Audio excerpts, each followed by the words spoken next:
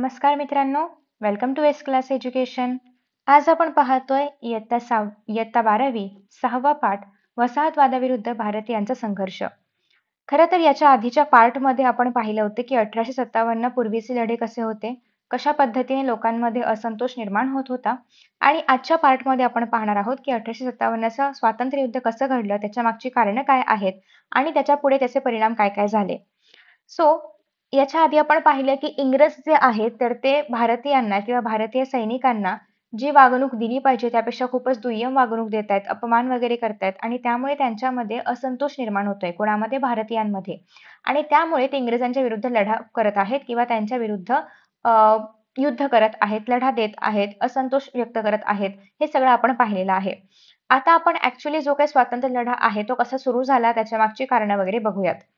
खरं तर basic reason सगळ्यांना माहिती असेल की काय झालं होतं, एक असं सांगितलं जातं की जे बंदुकीतल्या गोळ्या असतात त्याच्यावरती जी काही काडतुसं लावलेली असतात, तर ती दाताने काढली जातात आणि मग ती गोळी त्या बंदुकीमध्ये टाकून त्याचा उपयोग केला जायचा. सो मग आता हे जे काडतुसं आहेत तर ही असं पसरवलं गेलं होतं की ही डुकराच्या मांसापासून किंवा गायीच्या मांसापासून बनवलं गेलेलं आहे.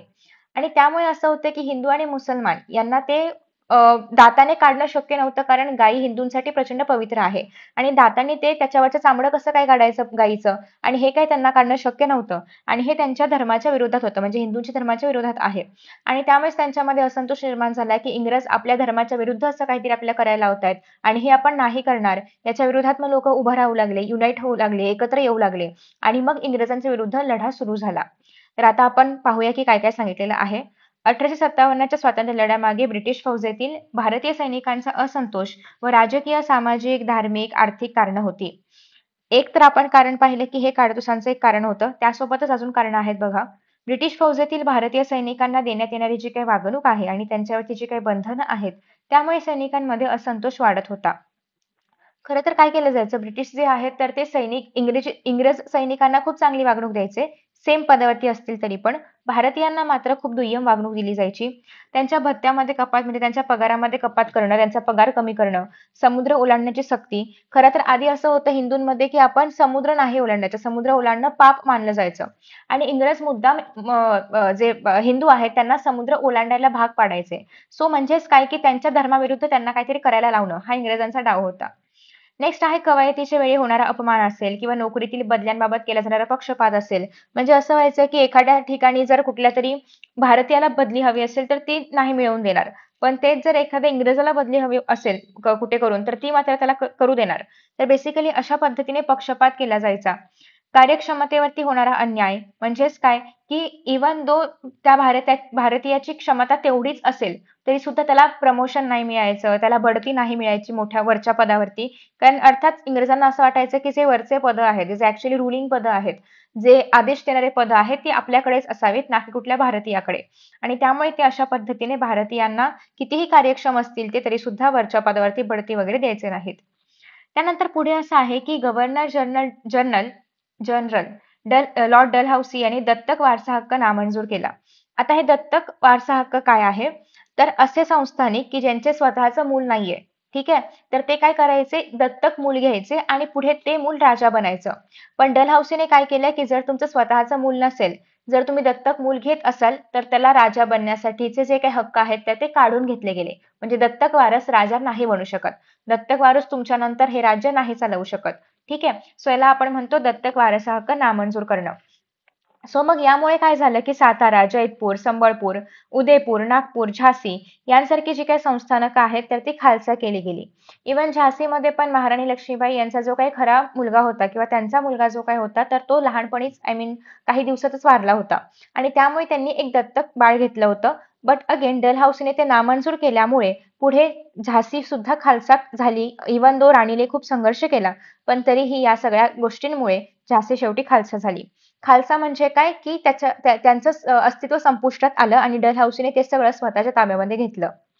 आणि मग ते झाल्यानंतर जे संस्थानिकांमधले सैनिक वगैरे आहेत तर ते पण बेकार झाले, कारण डलहौसीने स्वतःचं सैन्य आणलं इंग्रजांचं. मग तिथले जे काही सैनिक आहेत तर त्यांना काही जॉबच नव्हते. मग शेतीवरती अतिरिक्त सैनिकांचा भार पडला. मग अर्थात आता सैन्यातली नोकरी गेल्यानंतर हे लोक काय करणार, शेतीच करणार आणि त्यामुळे शेतीवरचा भार वाढत होता. राजकारभाराच्या माध्यमातून कंपनी सरकार धर्मबुडवेपणा करीत आहे अशी समजूत लोकांच्या मनामध्ये घर करू लागली. आणि खरं तर राज्यकारभार बघतोय आपण किंवा आपण राज्य करतोय याच्या मागे छुपा हेतू काय होता इंग्रजांचा, की लोकांच्या मनामध्ये धर्माबद्दल असं काहीतरी भीती वगैरे निर्माण करणं आणि त्यांना कमकुवत बनवणं. सो हे पण लोकांना आता कळू लागलं होतं. संस्थाने खालसा करण्याबरोबरच ब्रिटिशांनी वतने पण जप्त केली. वतने म्हणजे काय? पूर्वी सरदार जे असायचे त्यांनी जर एखादा भाग जिंकून घेतला, तर राजा तो भाग त्यालाच देऊन टाकायचा. एक पर्टिक्युलर शेतसारा जो काही येईल तो सगळा तुमच्याकडेच ठेवा. काहीतरी ठरलेली अमाउंट असेल तेवढी तुमच्याकडेच ठेवा. तुम्हीच गोळा करा, तुम्हालाच ठेवा आणि एक छोटीशी अमाउंट सरकारच्या खजिन्यामध्ये जमा करा. असं साधारणतः काहीतरी एक प्रोव्हिजन त्यांनी करून ठेवलेलं असायचं. ठीक आहे. सो ते सुद्धा इंग्रजांनी जप्त केलं. म्हणजे अर्थातच जे आता वतनदार होते पूर्वी जे स्वतःला राजे वगैरे समजायचे, त्यांच्याकडे आता ते राहिलंच नाही ती पॉवर त्यांच्याकडे. सो त्यांच्यामध्ये पण असंतोष निर्माण झाला आणि सगळाच जो काही एकूणच स्थानिक वर्ग आहे तर तो नाराज झाला होता. एकतर वतनं गेली, एकतर नोकऱ्या गेल्या, परत ते इंग्रज लोकं त्यांचे वेगळेच नियम कायदे आहेत. सो यामुळे असंतोष निर्माण झाला होता. भारतीय परंपरेचा येथील पीक पद्धती व हवामानाचा विचार न करता भारतामध्ये कायमधारा रयतवारी, महालवारी या पद्धतीचे प्रयोग इंग्रजांनी केले.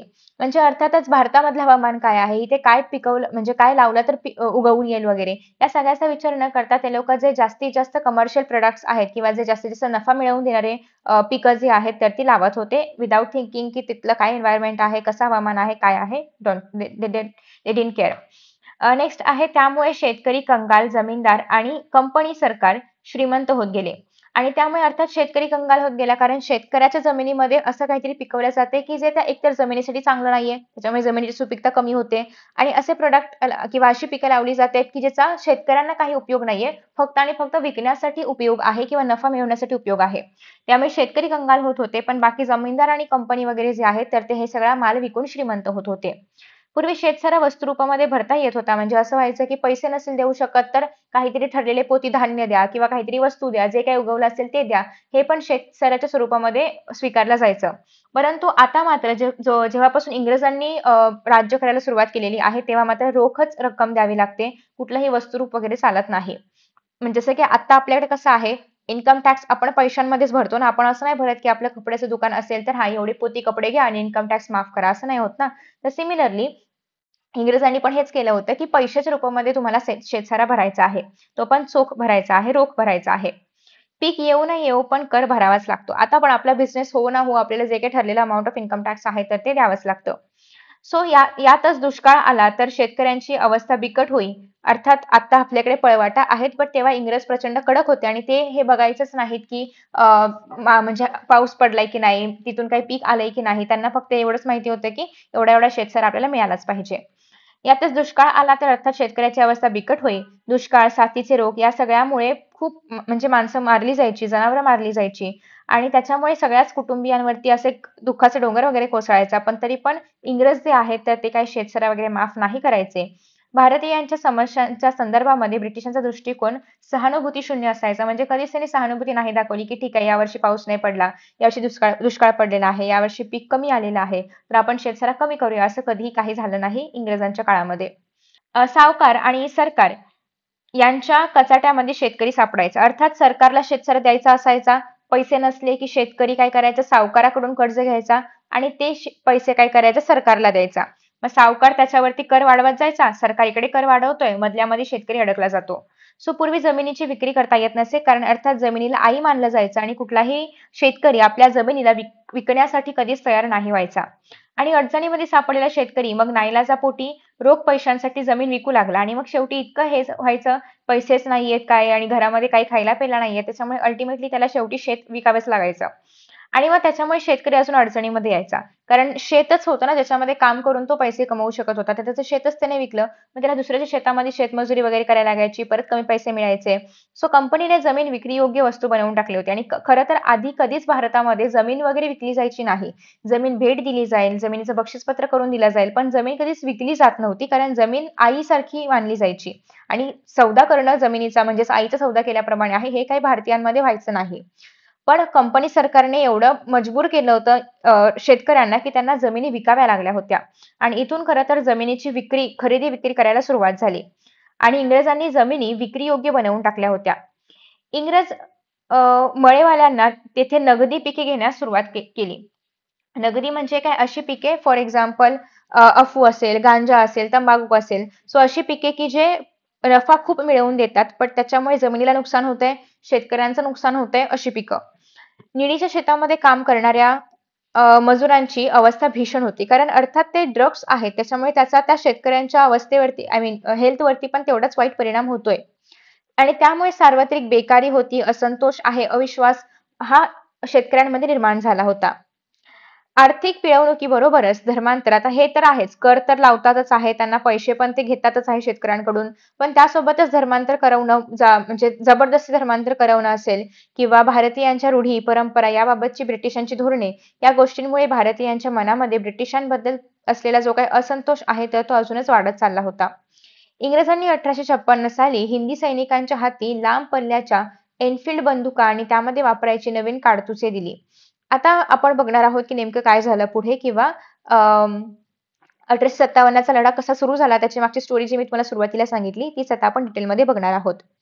सो 56 साली काय केलं की इंग्रजांनी त्यांना छान अशा लांब पल्ल्याच्या म्हणजे एकदम असं लांब हे असतं ना, त्याच्यातून ज्याच्यातून आता पल्ला कसं समजावू तुम्हाला, ज्यातून गोळी बाहेर पडते, ठीक आहे, तो असतो लांब पल्ला. सो तेवढ्या लांब लांब अशा बंदुका त्यांना दिल्या आणि त्याच्यामध्ये काडतुसं जी वापरायची आहेत आपले बुलेट्स तर ते पण दिले.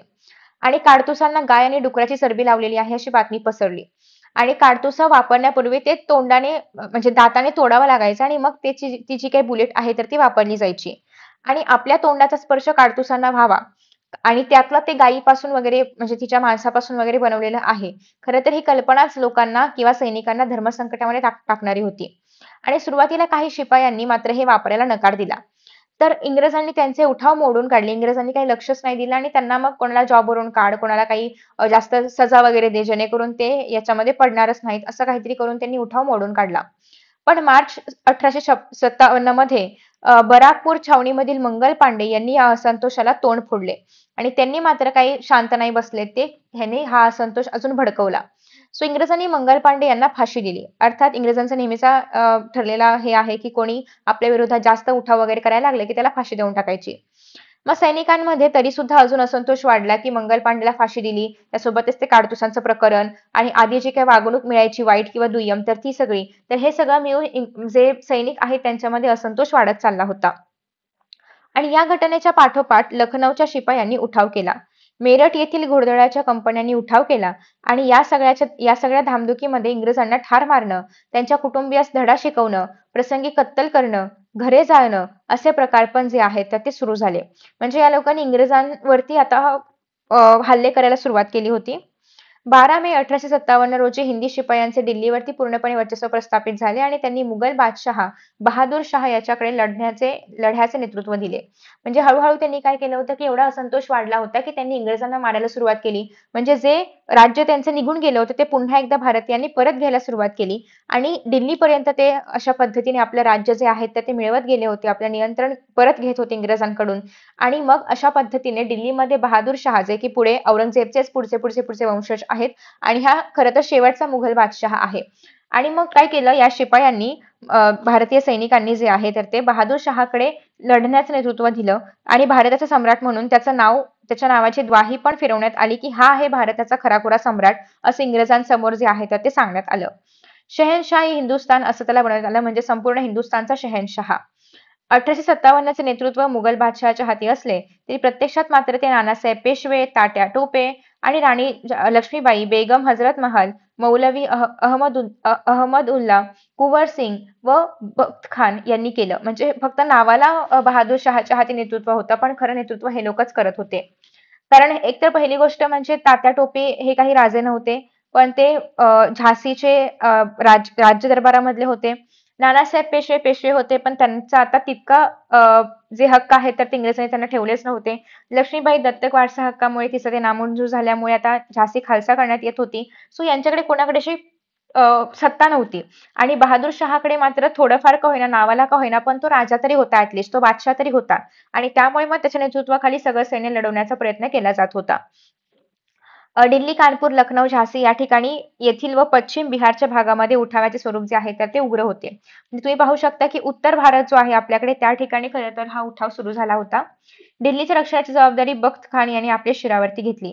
27 मे 1857 रोजी दिल्ली परत मिळवण्याच्या उद्देशाने ब्रिटिश सैन्य दिल्लीस आले. आता या ठिकाणी बघा आपण काय बघितलं की दिल्ली आधी इंग्रजांकडे होती. पण नंतर आता जे आहे तर ते मराठ्यांनी दिल्ली जी आहे तर ती पण काबीज केली. त्या ठिकाणी पण आपलं राज्य निर्माण केलं. आता इंग्रजांना दिल्ली परत हवी आहे. आता या ठिकाणी बघा की इंग्रजांनी कशा पद्धतीने प्रदेश आपल्या कंट्रोल खाली घेतलेला आहे किंवा आपल्या ताब्यात घेतलेला आहे. तर हा जो येल्लो वाला प्रदेश आहे तो सगळा इंग्रजांकडेच आहे. ठीक आहे. आणि या ठिकाणी तुम्हाला पाहायला मिळते की 1857 सालचा पर्टिक्युलर आपण बघतोय की त्या ठिकाणी जी काही लढ्याची ठिकाणं होती तर ती तुम्हाला या ठिकाणी पिंक मध्ये बघायला मिळत आहेत. ठीक आहे. आफ्टर दॅट नेक्स्ट असं आहे की दिल्ली हस्तगत करण्यासाठी इंग्रजांनी आपली सर्व शक्ती पणाला लावली आणि या युद्धामध्ये ब्रिगेडियर जॉन निकोलस मारला गेला. सर जॉन लॉरेन्स व शीख फलटणीमुळे इंग्रजांनी दिल्ली जिंकली. खरं तर तरी सुद्धा इतक्या निकराने लढून सुद्धा जे इतर भारतीय सैनिक आहेत तर त्यांच्या हातून दिल्ली मात्र निघून गेली आणि ब्रिटिशांनी ती जिंकली. ब्रिटिश जनरल हडसनने बहादूर शाहस अटक केली आणि बहादूर शाह ज्याच्या नेतृत्वाखाली हे सगळं दिल्ली संरक्षण चाललं होतं तर ते मात्र हे केल्यामुळे किंवा ब्रिटिशांनी जिंकून घेतल्यामुळे बहादूर शाहला पण अटक केली गेली व रंगून म्हणजे काय आत्ताचा म्यानमार आहे. सो म्यानमारमध्ये पाठवलं कोणाला? बहादूर शाहला. आणि बहादूर शहाचं तिकडेच निधन झालं. कुठे? म्यानमारमध्येच. कधी? 1862 मध्ये. त्यापूर्वीच अयोध्या, लखनौ व वायव्य प्रांतामध्ये उठावाने वेग घेतला होता. अलीगड असेल, इटावा आहे, मथुरा आहे, लखनौ, बरेली, आझमगड, फैजाबाद, कानपूर, झाशी, अहमदाबाद या ठिकाणी सुद्धा हा जो काही असंतोष आहे तर तो वाऱ्यासारख्या वणव्यासारखा पसरत होता. पंजाबमध्ये जालंधर, लुधियाना, मुलतान, सियालकोट या ठिकाणी शिपायांनी उठावाचे सक्रिय असे स्वागत केले आणि मध्य प्रांतातील ग्वालियर, इंदोर, महू, सागर येथील जे काही येथे सुद्धा अशा पद्धतीने असंतोषाच्या अनेक घटना घडल्या. नसिराबाद येथील लष्करी छावणीमध्ये आणि उर्वरित राजस्थानमध्ये हा जो उठाव आहे तर तो आपल्याला पाहायला मिळतो. ढाका, चितगाव, मदारीगंज म्हणजेच आता जे की बांगलादेशमध्ये आहे, भागलपूर जे की बिहारमध्ये आहे, या ठिकाणी उठावाचे लोण पोचले. लोण पोचले म्हणजे वणवा आहे ना, तर ती आग पोचली उठाव्याची असं त्यांना म्हणायचं आहे. बिहारमध्ये पटण्याजवळ दिनापूरच्या शिपायांनी उठाव केला आणि पश्चिम बिहारमधील जमीनदार कुंवर सिंग यांच्या मार्गदर्शनाखाली त्यांनी लढा दिला. तर आपण हेच बघतोय की नेमकं हे युद्ध कसं झालं, कोणी कसं कॉन्ट्रीब्युट केलं किंवा कोणाचे काय विचार होते, हे सगळे आपल्याला या ठिकाणी बघायला मिळत आहेत. देवगड, संबळपूर, ओडिशा मध्ये जे आहे येथून चांगला प्रतिसाद मिळाला. नानासाहेब पेशवे यांनी कानपूर येथे उठाव्याचे नेतृत्व केले. तर तुम्हाला इथे त्यांचं एक डायग्राम पण बघायला मिळते नानासाहेब पेशव्यांचं. तर त्यांनी कानपूरमध्ये खरं तर उठाव करायला सुरुवात केली. नानासाहेब आणि तात्या टोपे यांनी कानपूर स्वतःच्या ताब्यामध्ये ठेवण्याचा प्रयत्न केला, परंतु तो अयशस्वी म्हणजे काय फसला. ब्रिटिश सैन्याचा मुख्य कमांडर सर कॉलिन कॅम्पेल याने तात्या टोपेंचा पराभव केला आणि कानपूर त्याने परत मिळवलं. 1857 ची ही घटना म्हणजे भारतीयांचे पहिले स्वातंत्र्य युद्ध होय. आणि खरं तर कानपूरमध्ये हे जे काही उठाव झाला होता तर ही सुरुवात होती किंवा ही पहिली ठिणगी होती. या स्वातंत्र्य युद्धामध्ये सुरुवातीला तात्या टोपे, अवधच्या बेगम हजरत महल यांनी आघाडी घेतली. हॅवलॉक व आउटरॅम यांच्या नेतृत्वाखाली इंग्रज सैन्याला सुरुवातीला यश मिळत नव्हते. म्हणजे सुरुवातीला इंग्रजांना कळायचंच नाही की हे नेमके लढतायत कसे, कुठून लढतायत, काय लढतायत हे त्याला काही अंदाजच येत नव्हता. पण हळूहळू मात्र ठीक आहे. तेव्हा नेपाळचा राजा जंग बहादूर गुरखा फलटणी घेऊन ब्रिटिशांच्या मदतनीस गेला. खरं तर हा ब्रिटिशांच्या मदतीसाठी गेलेला आहे इंडियाच्या विरुद्ध. हिंदी सैन्याचे नेतृत्व मौलवी अहमद उल्ला यांनी केलं आणि कॉलिन कॅम्पबेलने आपल्या शिपाईगिरीचा अनुभव पणास लावून लखनौवर वर्चस्व मिळवलं. म्हणजे आता लखनौ जे आहे तर ते यांच्या ताब्यामध्ये आलेलं आहे. गव्हर्नर जनरल लॉर्ड कॅनिंग याच्या आदेशावरून मद्रासच्या कर्नल नील सुसज्ज लष्कर घेऊन वाराणसी या ठिकाणी आले आणि येथे सर्वत्र उठावकर्त्यांना जनतेचा पाठिंबा होता आणि जनतेला पण हेच पाहिजे होतं. कर्नल नीलने हिंदी सैन्याच्या गोळीबाराला तोफांनी उत्तर दिलं. कत्तली करणं असेल, फासावर लटकवणं असेल या प्रकारांनी आपल्या शौर्याचे प्रदर्शन नीलने केलं. म्हणजे खरं तर प्रत्येक ठिकाणी जे आहे तर ते सैन्याचं मनोबल कसं काय निघून जाईल, कसं आपण त्यांच्या कत्तली करून इतरांना हे दाखवू शकतो की किती वाईट लोकांशी तुम्ही पंगा घेतलेला आहे वगैरे वगैरे. आणि अशा पद्धतीने इंग्रजांनी काय केलं होतं, अत्याचाराचा कळस घातला होता. म्हणजे एक्स्ट्रीम अत्याचार सुरू होते भारतीयांवर. झाशीमध्ये हिंदी सैन्याने ब्रिटिशांच्या विरोधामध्ये उठाव केला. त्याच्यामध्ये तात्या टोपे आहेत, नानासाहेब पेशवे आहेत. यांच्या मदतीने राणी लक्ष्मीबाईंच्या नेतृत्वाखाली उठावकर्ते संग्रहित झाले. सर ह्यू रोज याने खरं तर यानेच पराभव केला आहे राणीचा. सुरुवातीला तर याने झाशीच्या अवतीभोवती वेढा दिला. तात्या टोपे राणीच्या मदतीला आले, पण ह्यू रोज याने त्यांचा पराभव केला. ब्रिटिशांनी कालपी जिंकले. झाशीच्या राणीस युद्धामध्ये वीरमरण आले आणि ग्वालियरचा सरदार मानसिंग किंवा मानसिंह याने तात्या टोपे यांना विश्वासघाताने इंग्रजांच्या हवाली केलं. म्हणजे खरं तर आपल्याकडे मोस्टली इंग्रज हेच करतायत की काहीतरी लालच देतात आणि इंग्रजांना हे कळलं होतं की यांना आपण वतनाचं लालच दिलं किंवा थोडंफार पैसे जरी लालच दिलं तरी पण आरामात हे भारतीय सैनिक जे आहेत तर ते फुटतायत आणि ते आपल्याला येऊन सगळी माहिती देत आहेत आणि मग अशाच पद्धतीने तात्या टोपे यांच्याशी पण विश्वासघात करून किंवा दगा करून इंग्रजांनी त्यांना पण मारलं. सो त्यांना 1859 मध्ये फाशी देण्यात आली. या धामधुमीमध्ये नानासाहेब पेशवे, दुसऱ्या बाजीरावाची पत्नी, पुतणे रावसाहेब नेपाळमध्ये गेले आणि तिकडेच कायमचे स्थायिक झाले आणि त्यामुळे आपल्याला त्या ठिकाणी पण इथले काहीतरी ओरिजिन्स जे आहेत तर ते बघायला मिळतात. महाराष्ट्रामध्ये साताऱ्यात रंगोबापूजी गुप्ते यांनी उठाव घडवून आणण्याचा अयशस्वी प्रयत्न केला, म्हणजे नाही झाला ते सक्सेस. गुप्ते यांच्या सहकार्यांनी शिक्षा देण्यात आली आणि अ, नरगुंदचे संस्थानिक बाबासाहेब भावे यांनी 1858 मध्ये उठाव केला आणि मुंबईतील कटाची कल्पना इंग्रजांना येताच त्यांनी कटवाल्यांना तोफेच्या तोंडी दिले. खानदेशामध्ये भीमा नाईक, कजारसिंग नाईक यांनी 7 लाखांचा सरकारी खजिना लुटला. म्हणजे अशा पद्धतीने पण त्या काळी सुरू होतं. अंबापाणी म्हणजे जळगाव इथला जिल्हा आहे. येथे भिल्ल आणि इंग्रज यांच्यामध्ये लढाई झाली. भिल्लांचा पराभव झाला, कारण नंतर इंग्रजांकडे लष्करी पण म्हणजे लष्करासाठी पण ते चांगले आहेत इतर लोकांपेक्षा आणि बाकी सगळ्याच बाबतीत ते ऍक्टिव्ह आणि एक्सपर्ट आहेत. सो लष्करी कोर्टामधले खटले चालवून त्यांना फाशी देण्यात आली. सो कोल्हापूर येथे उठावाची बातमी पोहोचताच अगोदरच जे काही तयारीमध्ये होते रामजी शिरसाट यांनी सरकारी खजिना ताब्यात घेतला आणि अर्थात ते ज्या गडावरती आहेत त्या गडामधला सरकारी खजिना त्यांनी ताब्यात घेतला, म्हणजे इंग्रजांचे सगळे पैसे घेतले कारण अर्थात आपल्याला उपयोगी पडणार म्हणून. आणि पुढे असं आहे की स्वातंत्र्य युद्धामध्ये सहभागी होण्यास तयार असलेले सैनिक गोळा करण्यासाठी त्यांनी सुरुवात केली. म्हणजे अर्थात ज्या ज्या लोकांना म्हणजे एक स्वातंत्र्य हवं आहे किंवा इंग्रजांच्या गुलामगिरीमधून बाहेर पडायचं आहे ते सगळे एकत्र येऊ लागले, ते पण कॉन्ट्रीब्युट करू लागले. आणि पुढे याला अधिक प्रसाद म्हणून कोल्हापूरच्या राजधानीतील राजघराण्यातील चिमा साहेब यांनी उठावकर्त्यांचे नेतृत्व करण्यासाठीचं काम सुरू केलं आणि बेळगाव, धारवाड, कोल्हापूर या ठिकाणी उठावाला प्रतिसाद मिळाला. त्यानंतर पुढे असं आहे की 1857 चे स्वातंत्र्य समर जवळ-जवळ वर्ष सव्वा वर्ष म्हणजे इतक्या मोठ्या कालावधीसाठी सुरू होतं, कारण खूप मोठ्या पॉप्युलेशनने याच्यामध्ये भाग घेतला होता इंग्रजांना जे आहे तर ते आपल्या भारतामधून बाहेर काढण्यासाठी किंवा त्यांची गुलामगिरी आपल्या भारतामधून बाहेर काढण्यासाठी. ठीक आहे. त्याच्यानंतर पुढे असं आहे की व्हिक्टोरिया हिने राणीचा जाहीरनामा प्रसिद्ध केला आणि त्यामध्ये सर्व भारतीय आमचे प्रजाजन आहेत असं म्हणत राणीने भारतीयांना उद्देशून काही आश्वासनं दिली. आणि मग राणीने काय केलं, राणीने एक पत्रच जाहीर केलं. त्याच्यामध्ये असं म्हटलं की जे पण इथे आहेत ते सगळे काय आहेत, म्हणजे ते सगळे प्रजाजन आहेत, ह्याचे ब्रिटिशांचे वगैरे प्रजाजन आहेत जी नावात इथे आहेत तर ते. आणि परंतु आणि मग त्यांनी परत त्यांना उद्देशून असं काही आश्वासन दिलं, जसं की याच्यामध्ये होतं भारतीय प्रजाजनांमध्ये वंश, धर्म, जात किंवा जन्मस्थान याच्या आधारे कुठला पण भेदभाव नाही केला जाणार, हे त्याच्यामधलं पहिलं होतं. नेक्स्ट असं आहे की नोकऱ्या गुणवत्तेच्या निकषावर दिल्या जातील, म्हणजे रादर आता कसं गव्हर्नमेंट जॉब्स मध्ये आपलं कास्ट वगैरे बघितली जाते, त्यापेक्षा निकष बघणार की मेरिट किती लागणार आहे आणि त्याच्यावरती नोकऱ्या दिल्या जातील. धार्मिक बाबतीमध्ये ब्रिटिश सरकार हस्तक्षेप नाही करणार आणि स्थानिकांशी केलेले जे काही करार आहेत त्याचं पालन केलं जाईल. संस्थानिके खालसा केली जाणार नाहीत इत्यादी आश्वासनं त्या जाहीरनाम्यामध्ये होती आणि ही सगळी जी आहेत तर ती आता इंग्रजांना फॉलो करायची होती. भारतीयांवरही या घटनेचा खोलवर परिणाम झाला आणि प्रादेशिक निष्ठांच्या जागी राष्ट्रीय भावनेचा उदय होऊ लागला. म्हणजे प्रत्येक प्रदेशाविषयी अभिमान वाटणं हे तर आपण बघितलंच, पण आता आपल्या पूर्ण देशाबद्दल त्यांना त्यांच्या मनामध्ये भावना निर्माण होत होत्या. ब्रिटिशांविरुद्ध लढा देण्यासाठी वापरलेले सशस्त्र मार्ग निरुपयोगी ठरल्यामुळे नवीन मार्ग शोधण्याची गरज आता भारतीयांना वाटू लागली होती. म्हणजे आता हे मार्ग काही फ्रुटफुल नाहीयेत, तर आपण नवीन काहीतरी मार्ग शोधले पाहिजेत. ठीक आहे. सो पुढे भारतीयांची एकजूट होऊ नये म्हणून फोडा आणि राज्य करा या नीतीचा वापर ब्रिटिशांनी केला. सो आधी इंग्रज काय करायचे, काहीतरी धर्मामधलं काहीतरी कारण घ्यायचे आणि त्याच्यामुळे लोकांना एकत्र नाही येऊ द्यायचे. पण हळूहळू लोकांना कळू लागलं की हे इंग्रजांना बाहेर काढणंच किती गरजेचं आहे आणि मग लोक एकत्र येऊ लागले.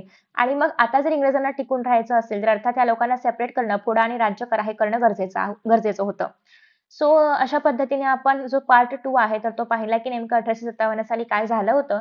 नेक्स्ट पार्टमध्ये आपण पाहणार आहोत पुढचा टॉपिक आणि आय होप की तुम्हाला आजचा व्हिडिओ आवडला असेल. Thank you so much for watching this video and see you in the next video. Bye bye.